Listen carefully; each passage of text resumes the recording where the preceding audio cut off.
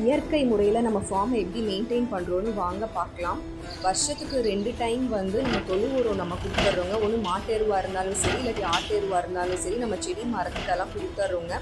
Next புளிச்ச மோர் கரைசல் வந்து நல்ல பூ பிஞ்சு குடிக்கிறதுக்கு ஸ்ப்ரேயர் மூலியமாக நம்ம இந்த கரைசலை கொடுத்துட்றோம். நெக்ஸ்ட் வந்து பல கரைசலுங்க. நம்ம ஃபார்மில் நிறைய பப்பாளி பழம் கிடச்சிச்சு.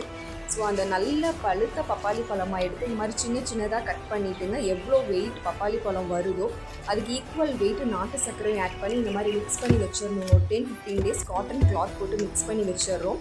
ஸோ ஒரு 15 டேஸ் கழித்து நம்மளுக்கு பல கரைசல் ரெடி. அது ஃபில்டர் பண்ணிவிட்டு வாட்டரில் ஆட் பண்ணிவிட்டு நம்ம டேரெக்டாக ட்ரிப்பு மூலியமாகவே நம்ம ஃபார்முக்கு நம்ம விட்டுடலாங்க. அப்படி தான் நம்ம எங்கள் மஞ்சள் ஃபார்முக்கு வந்து இந்த மாதிரி ட்ரிப்பு மூலியமாக தான் எங்களுக்கு மஞ்சள் ஃபார்முக்கு இந்த உரம் வந்து டேரெக்டாக பாஞ்சிருச்சுங்க. மரம் ரொம்ப ஹைட்டு கம்மியாக இருந்துச்சுன்னா ஹேண்ட் ஸ்ப்ரேயர் மெத்தட்லையும் நம்ம ஸ்ப்ரே பண்ணிக்கலாங்க.